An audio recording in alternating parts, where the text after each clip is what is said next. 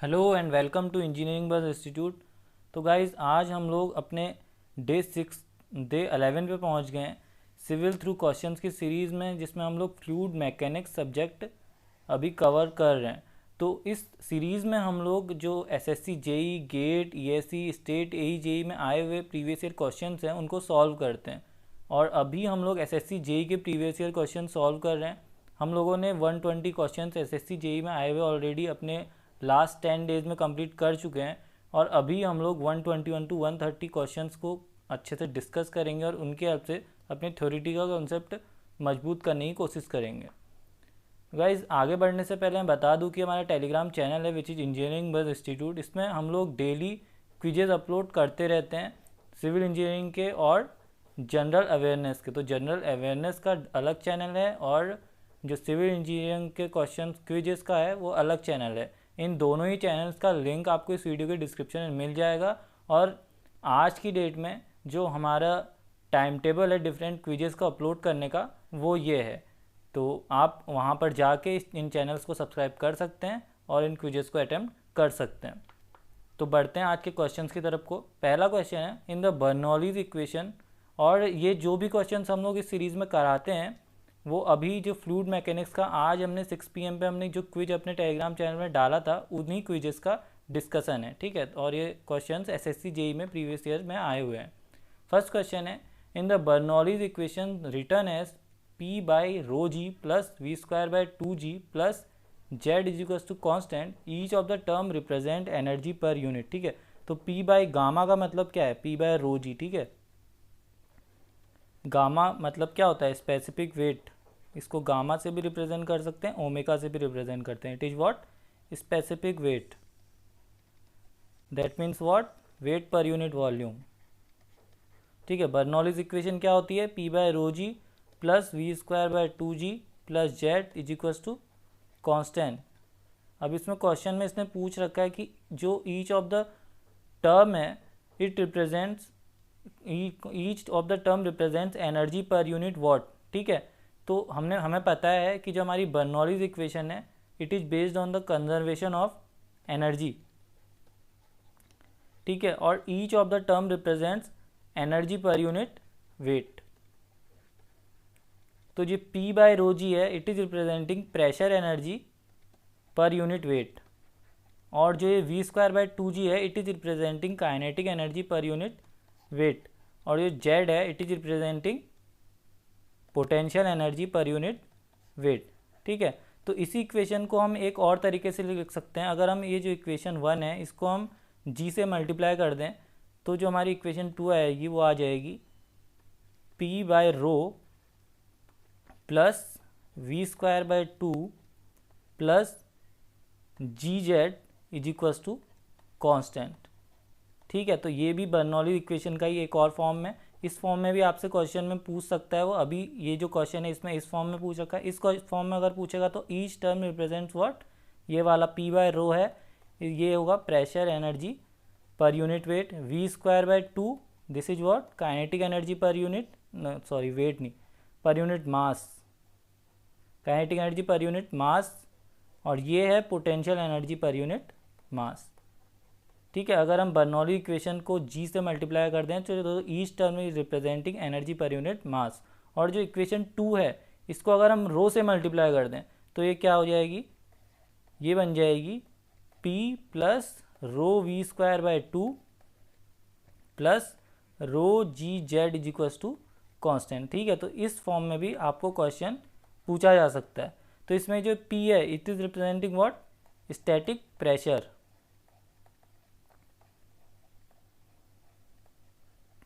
ये जो रो v square by 2 है it is representing dynamic pressure.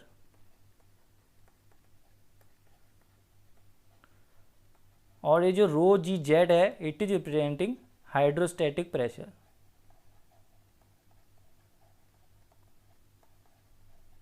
ठीक है। तो इन तीनों के तीनों में से किसी भी फॉर्म में आपसे क्वेश्चन पूछा जा सकता है। तो आपको ध्यान देना है कि किस फॉर्म में क्वेश्चन पूछा गया है उसी के हिसाब से आपको आंसर देना है। तो इस क्वेश्चन का करेक्ट ऑप्शन है that each term in this Bernoulli's equation is representing what? Energy per unit weight, ठीक है। तो option correct option will be option A. Next question is the total energy line lies over the hydraulic gradient line by an amount equal to, ठीक है। तो total energy line होती है एक, total energy line is what, जो Bernoulli equation के जो term थे, that means P by rho g plus v square by 2g plus z, ठीक है। इसको हम कहते हैं टोटल एनर्जी लाइन। तो किसी भी पॉइंट पे मान लीजिए हमारा फ्लूइड, ये हमारा पाइप है, इसमें फ्लूइड बह रहा है, तो जो इस पॉइंट पे जो फ्लूइड पार्टिकल है उसकी जो टोटल एनर्जी लाइन होगी, it will be this pressure energy head at this point plus kinetic energy head at this point plus potential energy head at this point, ठीक है। और हाइड्रोलिक ग्रेडियंट लाइन क्या होती है, hydraulic gradient line of a fluid particle is equal to what, pressure energy head plus potential energy head, ठीक है। तो इसमें काइनेटिक एनर्जी हेड नहीं होती, और इसी को हम क्या क्या कहते हैं, पीजोमेट्रिक हेड भी कहते हैं हम इसी को, पीजोमेट्रिक हेड। तो ये आपको पता होना चाहिए, पीजोमेट्रिक head of a fluid particle, ठीक है। तो इसका, इस क्वेश्चन का करेक्ट ऑप्शन क्या होगा, टोटल एनर्जी लाइन और हाइड्रोलिक ग्रेडियंट लाइन में जो डिफरेंस होता है that is V square by 2g, तो velocity head is the difference, तो C will be the correct option. अगला क्वेश्चन है, vessel containing water of depth h is accelerated upward with an acceleration of g/2, the pressure at the bottom of the vessel is, ठीक है। तो एक vessel है जिसमें पानी भरा हुआ है हाइट h तक, अब इसको हमने एक्सेलरेशन g/2 से, ठीक है, g/2 is equals to acceleration, इससे हमने इसको अपवर्ड मूव किया है। तो ये बोल रहा है यहाँ पर जो पॉइंट P है यहाँ पे प्रेशर कितना हुआ, ठीक है।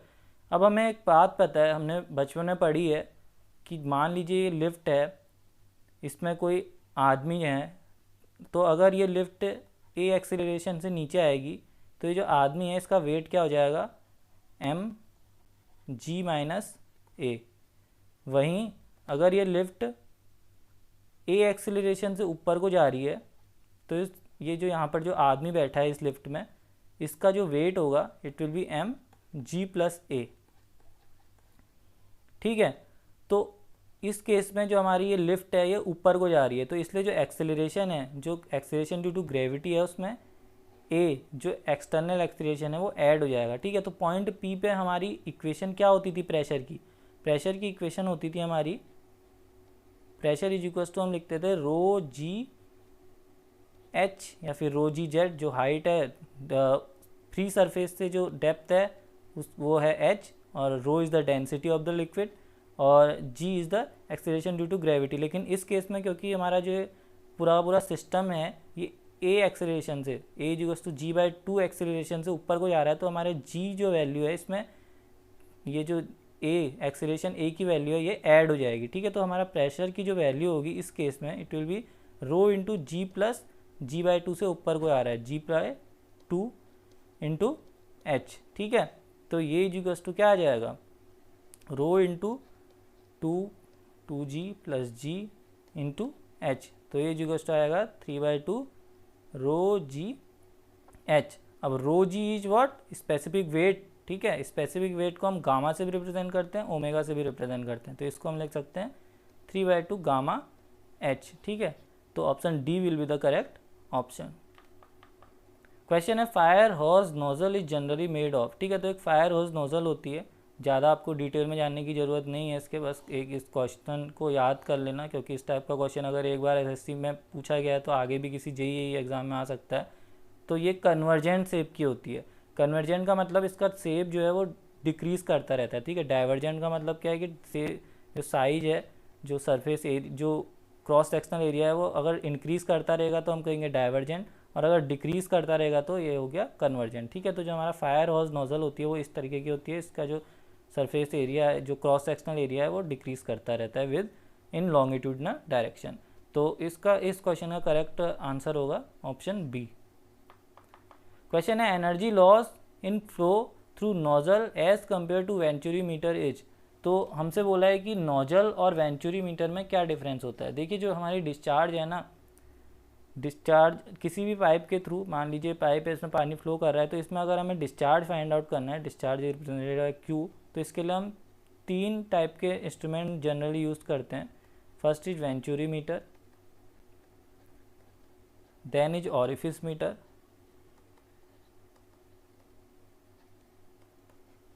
और फिर होता है क्या, नोज़ल, फ्लो नोज़ल कहते हैं इसको। तो फ्लो नोज़ल को आपको ज़्यादा डिटेल में जाने की ज़रूरत नहीं है, बस इन वेंचुरीमीटर और ऑरिफिस मीटर ही हमारे एग्ज़ाम में जो न्यूमेरिकल आते हैं वो इन दोनों से ही आते हैं, फ्लो नोज़ल से ज़्यादा न्यूमेरिकल नहीं आते। लेकिन आपको पता होना चाहिए कि ये कैसे कैसे काम करते हैं। देखो जो वेंचुरीमीटर होता है ना, वो कुछ इस तरीके का होता है कि मान लीजिए ये है हमारा पाइप, तो यहाँ पर हम वेंचुरीमीटर लगा देते हैं। वेंचुरीमीटर कुछ ऐसा होता है, फिर दोबारा से हमारा पाइप आ गया, ठीक है। तो वेंचुरीमीटर में क्या होता है, एक कन्वर्जेंट वो होता है पाइप, फिर उसके बाद एक उस सेम एरिया का पाइप होता है, और फिर एक डाइवर्जेंट पाइप होता है, ठीक है। तो यहाँ पर से हम ऐसे करके हाइट नाप लेते हैं, तो ये हो गया हमारा वेंचुरीमीटर। ऑरिफिस मीटर कैसा होता है, ऑरिफिस मीटर मान लीजिए हमारा पाइप है, तो यहाँ पे हम ऐसे करके प्लेट्स लगा देते हैं 2, ये हो गया हमारा ऑरिफिस मीटर। और ये जो फ्लो नोज़ल होती है ये कैसी होती है, मान लीजिए हमारा पाइप है, इसमें हम क्या करेंगे, ऐसे करके 2 प्लेट्स लगा देंगे। तो फ्लो नोज़ल और ऑरिफिस मीटर में डिफरेंस ये होता है कि ऑरिफिस मीटर की जो प्लेट्स हैं वो सीधे परपेंडिकुलर होती हैं, वही जो फ्लो नोज़ल है उसकी जो प्लेट्स हैं वो थोड़ी इलिप्टिकल होती हैं, ठीक है। अब इनमें ये इसका ऐसे शेप का कारण क्या है, वेंचुरीमीटर का, वेंचुरीमीटर का जब हम कन्वर्जेंट शेप लेते हैं तो ये जो पानी है ऐसे करके जाता है, ठीक है, कन्वर्ज होता है, कन्वर्ज हुआ, उसके बाद जब डाइवर्जेंट हुआ तो धीरे धीरे पानी ऐसे करके बाहर को आया, ठीक है। वहीं जो फ्लो नोज़ल है उसके केस में क्या होगा, पानी हमारा ऐसे करके कन्वर्ज हुआ, उसके बाद ये ऐसे करके जाएगा, है ना, ऐसे करके यहाँ से आए, ऐसे करके जाएगा, तो यहाँ पर जो है ये फ्लो सेपरेशन हो जाएगा। इसकी वजह से क्या होंगे, एनर्जी लॉसेस होंगे, ठीक है, क्योंकि यहाँ पर ये पानी इधर को नहीं जा पा रहा है, यहाँ पर से सेपरेशन हो जाएगा, ठीक है। वहीं ये जो इस क्योंकि हमारे वेंचुरीमीटर में एक डाइवर्जेंट सरफेस अवेलेबल था, इसमें से पानी ये चिपक चिपक के ही जा रहा था पूरे सरफेस से, लेकिन in case of flow nozzle ये फ्लो सेपरेशन हो जाएगा। वहीं in case of orifice meter में और ज़्यादा फ्लो सेपरेशन होगा। ये जो फ्लो नोज़ल थी उसमें तो फिर भी इलिप्टिकल था, लेकिन यहाँ पर तो परपेंडिकुलर सरफेस है, तो इसमें और ज़्यादा फ्लो सेपरेशन हो जाएगा, ऐसे करके पानी जाएगा, ठीक है। तो जो हमारा वेंचुरीमीटर है इसमें सबसे कम एनर्जी लॉस होता है, लीस्ट एनर्जी लॉस होता है, ठीक है। और इसमें जो ऑरिफिस मीटर है इसमें हाईएस्ट एनर्जी लॉस होता है। और जो हमारा ये है फ्लो नोज़ल है, इसमें इन बिटवीन, मतलब इन दोनों के बीच का जो एनर्जी लॉस है वो वैल्यू होती है, ठीक है। तो क्वेश्चन है energy loss in flow through nozzle as compare to venturi meter is, तो जो ये नोज़ल है उसमें जो एनर्जी लॉस है वो ज़्यादा होता है एज़ कम्पेयर टू वेंचुरीमीटर, तो B, that means more will be the correct option. अगला क्वेश्चन है, when the water drawn from the central hole made in wash hand basin then the type of flow of water is, ठीक है। तो बोल रखा है कि हमारा वॉश बेसिन है, तो इसमें जो ये सेंट्रल जो होल है इसमें से जब पानी जा रहा है तो वॉर्टेक्स फ्लो किस टाइप का होगा। तो वॉर्टेक्स फ्लो ना 2 टाइप का होता है, एक होता है फ्री वॉर्टेक्स फ्लो, एक होता है फोर्स्ड वॉर्टेक्स फ्लो। अब इन दोनों में अंतर क्या होता है, देखो जो फोर्स्ड वॉर्टेक्स फ्लो होता है इसमें हम बाहर से टॉर्क लगाते हैं, उसकी वजह से जो हमारा जो भी ऑब्जेक्ट है वो सर्कुलर पाथ में ऐसे करके घूमता है, ठीक है। तो इसमें एक्सटर्नल टॉर्क होता है, एक्सटर्नल टॉर्क, इसमें कोई भी एक्सटर्नल टॉर्क नहीं होता है, ठीक है। एक डिफरेंस तो ये हो गया।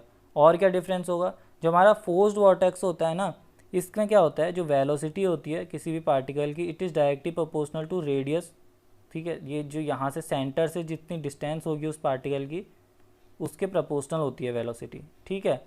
While in case of free vortex velocity जो होगी, velocity of this particle is inversely proportional to radius, ठीक है। तो ये भी एक डिफरेंस है। तो जो हमारा फोर्स्ड वॉर्टेक्स होता है इसमें velocity is directly proportional to R होता है, और जो हमारा ओमेगा होता है, omega is angular velocity, omega is equals to क्या होता है, वी बाई आर, ठीक है। तो यहाँ से वी बाई आर इजुगस टू क्या आ गया, कांस्टेंट, ठीक है। तो जो हमारा फोर्स्ड वॉर्टेक्स होता है इसमें angular velocity is always constant, वहीं फ्री वॉर्टेक्स में एंगुलर वेलोसिटी कांस्टेंट नहीं होती है, ठीक है। तो ये मेन डिफरेंस होता है फ्री वॉर्टेक्स फ्लो और फोर्स वॉर्टेक्स फ्लो में। और जो हमारा whirlpool central hole in a wash basin में जो होल होता है उसमें हम एक्सटर्नल टॉर्क कुछ भी नहीं लगाते हैं, ठीक है। तो जो वॉश बेसिन वाला केस होता है it is case of free vortex flow, so B option will be the correct option. Question है the motion of air mass in a tornado is, ठीक है। एक टोर्नेडो है उसमें जो एयर है उसका मोशन किस टाइप का है, ठीक है। First option is free vortex motion, then force vortex motion, then free vortex at centre and force vortex outside, then force vortex at centre and free vortex outside. So इसका correct option है option D, ठीक है। तो ये एक special मतलब ये आपको याद रखना है क्योंकि ये बहुत सारे जेई वाले एई वाले क्वेश्चन एग्जाम्स में भी यही टॉर्नेडो वाला क्वेश्चन आ चुका है, तो ये क्वेश्चन तो आपको याद ही रखना है। ऐसा क्यों होता है? ऐसा इसलिए होता है क्योंकि जो हमारा टॉर्नेडो होता है उसमें जो आउटसाइड होता है, आउटसाइड में कोई भी टॉर्क नहीं लग रहा होता है, ठीक है। और आउटसाइड में क्या होता है, आउटसाइड के हिस्से में जो वेलोसिटी है it is inversely proportional to radius होती है, लेकिन जो इनसाइड का एरिया है उसमें जो मोशन हो रहा होता है it is due to the outside में जो एरिया है उसकी वजह से मोशन हो रहा होता है, ठीक है। तो इनसाइड वाले जो एरिया है उसमें velocity is directly proportional to radius होती है, ठीक है। तो जो इनसाइड वाला है इट इज फोर्स्ड वॉर्टेक्स, ठीक है। और जो आउटसाइड वाला होता है इट इज फ्री वॉर्टेक्स, ठीक है। तो टोर्नेडो का केस क्या है, forced vortex at centre and free vortex outside, ठीक है। Option D will be the correct option. अगला क्वेश्चन है flow meters based on obstruction principle like orifice plates can be used with Reynolds number up to approximately how much, ठीक है। तो हमने अभी पढ़ा है कि जो हमारा यहाँ पढ़ा था मैंने इससे पहले वाले क्वेश्चन में, हमारा ये है क्या वेंचुरी मीटर, ये है ऑरिफिस मीटर और ये है फ्लो नोजल, ठीक है। तो ये बोल रहा है इस क्वेश्चन में पूछ रखा है